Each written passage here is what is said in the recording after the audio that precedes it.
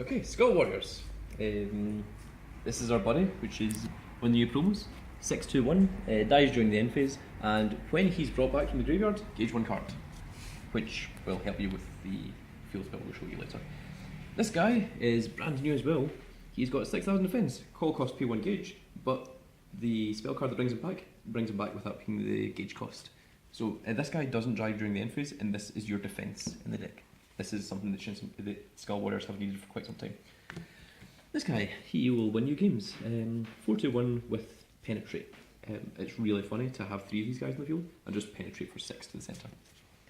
And it's not difficult to do either.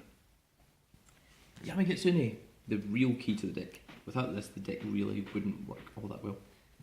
Getting this guy out early and drawing is an essential. This will win you so many games. He's essentially a bigger Bladewing Phoenix. That's pretty much all you need. You double attack, 2 crit, so you can do 4. Yeah. Also, you can choose not to activate his effect and just keep him on the field as a 3/2/5 until you're ready to pay the 1 gauge. After he uses his effect, he dies during the end phase. We're playing 3 of this, which will help you draw into your spell. That allows you to on-summon, pay 1 life, search your deck for any Skull Warrior spell, and add it to hand. So what you really want to go for is this. This is pay 1 gauge, bring a Skull Warrior, a size 1 or less Skull Warrior from your graveyard back onto the field. Yeah, this effect can only be done once per turn. So if you've got multiple of these, you play 1 and then you just keep the others in hand so that you can gauge and draw later. And that is why this is really good, because it still gives you +1 card, even if it's one you don't think you'll use. This is also a promo. This is just negate the attack, but Skull Warrior reversion.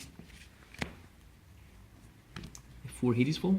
Hadesfall is really good by itself, but this will get you the grade 1s that you need into your graveyard earlier than in what you would normally.